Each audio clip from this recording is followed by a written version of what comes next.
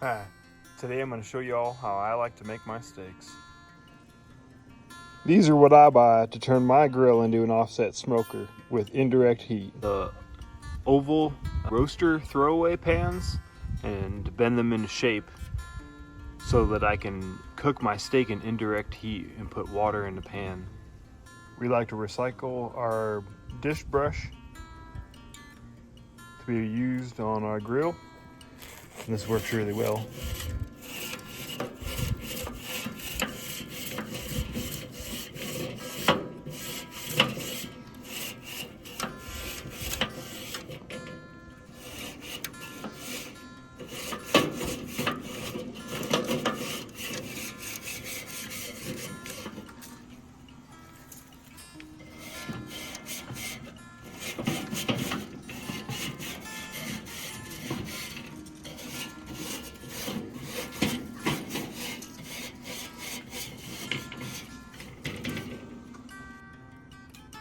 Then I like to take a piece of an onion and run it along the grill.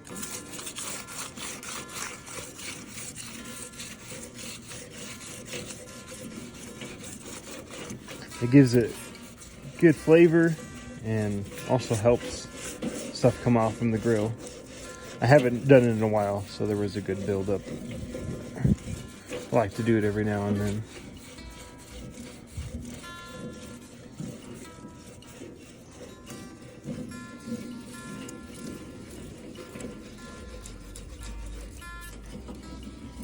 Take the onion and rub it on the grill.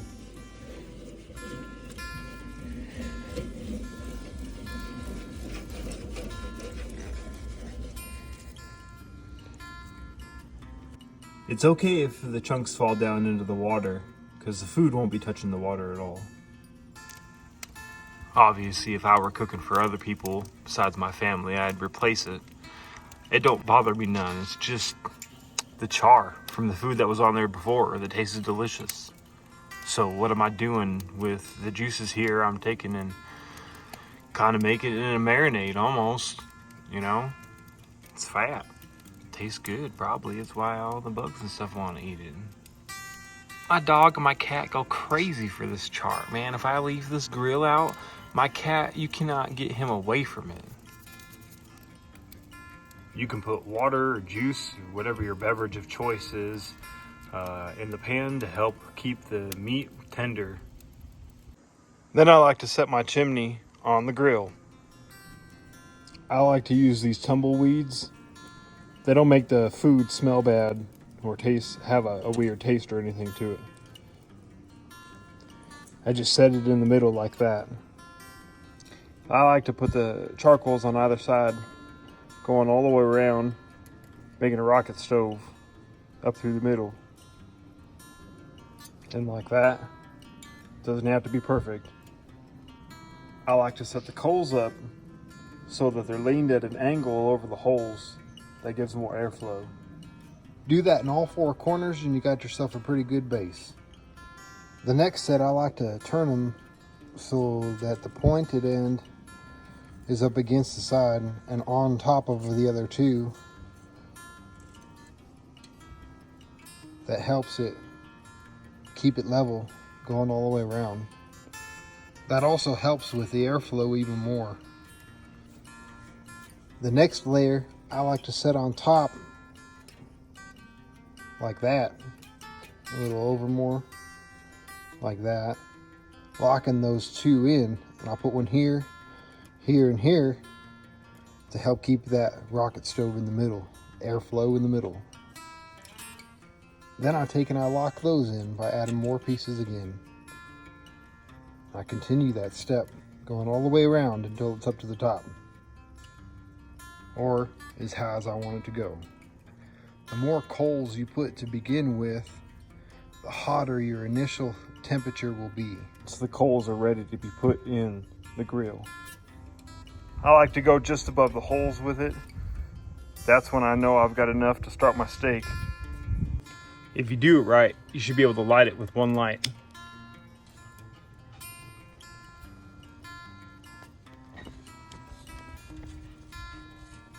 Like that. Can you see it?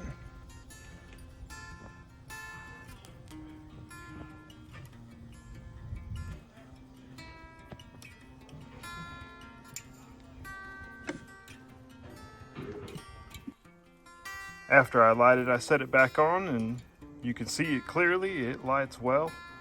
Burn right up through the middle. So here I have a grass-fed ribeye that I've coated in olive oil, and I use salt with garlic, ginger, and onion powder. That's how I like to do it anyways. I like to take the steak out when I start the chimney, just to give it time to warm up to room temperature. This is just a couple of minutes in already, and it's charring up the middle, turning it white, getting it ready. Once the coals are good and glowing in the middle, I take and I put one in the very middle to just top it off. That helps disperse the heat a little bit more throughout the rest of the coals. Just kind of caps it off. I use my finger, I ain't no wuss about it. You can tell when it's almost ready to give it a good shaking when it starts smoking like this. So then I take and I give it a good shake like this, and then just let it chill, do its thing. Soon enough, all of them will be glowing red. You can see the coals, the heat making its way up through the rest of them. You can already see they're starting to turn white. It's only been about 5 minutes. Obviously, with movie magic, you have to take my word for it. If it looks like it's burning more on one side rather than the other, I'd take it and turn it around. Like that. You'll see, it'll start to get this side too. I can kind of see a hole down in there, so I'm going to take one up here and throw it down in there.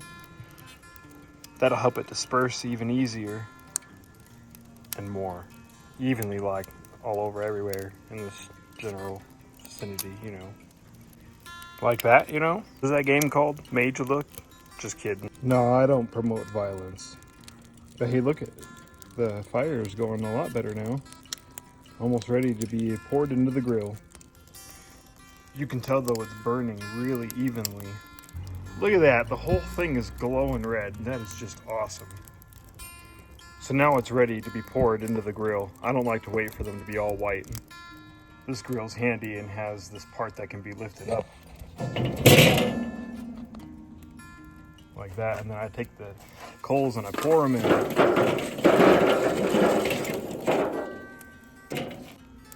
Then I like to use the tongs to reposition the coals where I like. I like to stack them up so that they're as far away from the water as possible, but so that if you're cooking on top of it, you also get good coverage for heat. Then I take and clean the rack again, get out any ash off that may be on it, clean off all the ash. Then I like to add a piece of wood of choice, let it get really hot and have the smoke turn so it's not white before I add the meat. I'm going to take and put the lid on and have the holes opposite side of where the fire is, and then I like to turn this so it's about halfway open. That helps make it so that it gets up to temperature. Now you can see it starting to smoke. Want to make sure that smoke is more blue rather than white before I add. That piece of wood I added wasn't wet though, so it should go to blue pretty quickly. Already looks like it's almost done to me. I've heard that you have to soak the wood before you smoke with it, but I don't like to smoke it for very long, so I'm fine with it just being dry. So now it's going pretty good. I'm gonna take the lid off and add the steak. The Weber grill's got a hook on the lid, so you can just set it like that. I take it and I put my steak on the indirect heat. I'm just gonna time it. I like to leave it for 15 minutes and come back and flip it. After I put the lid on, of course. So now it's been 15 minutes, so I'm gonna flip it over. I forgot to mention before, but I put butter all over it on the one side of it. I'll flip it over and put some more butter on it.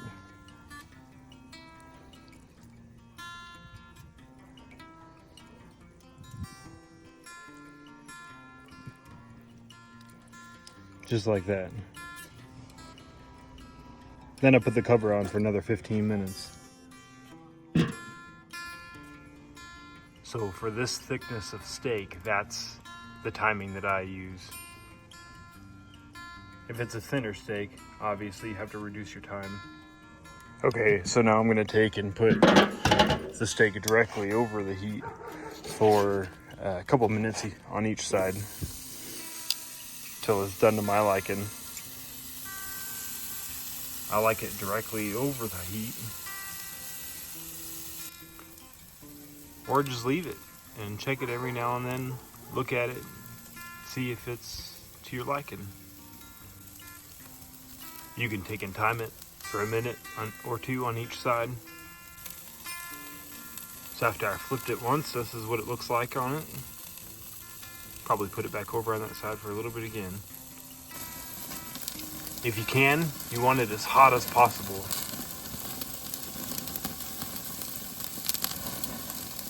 If I'd have waited longer, it would have already flamed up. If you like your steaks more on the rare side, then definitely wait until it's flaming before you put it on the outside. And I take and turn it around. Help cook it a little bit more evenly. It's burning hotter on that side because I have the wood right there. I can move it out of the way and then flip this up. Move this where I want it. That went a little too far.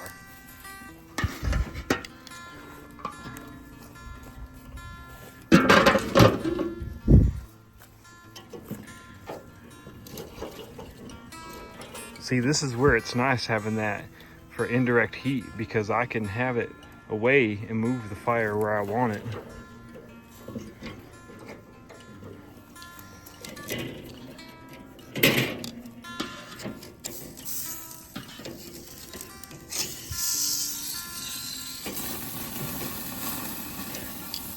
If I had the coals over here too, I wouldn't be able to move it away from the fire unless I put it on a plate or something. This just makes it a lot more handy and convenient. So I'm gonna let this go for a little while, flip it over, another 30 seconds or so. Trying not to get it too done, though my wife and I like it more on the done side, on the outside. I think the super hot temperature of the fire really helps cook the fat so that it melts in your mouth. There, I flipped it again. Now, if this is your steak, you can just take and do a finger test, what I like to call it, and tell, does it need some more salt? Shouldn't have you seasoned it right to begin with. Oh yeah, so I did another flip. I like to get a little bit dark on some of the edges. This side is perfect. And now it's done on this side also. Then I take and cover it and let it rest for 10-15 minutes.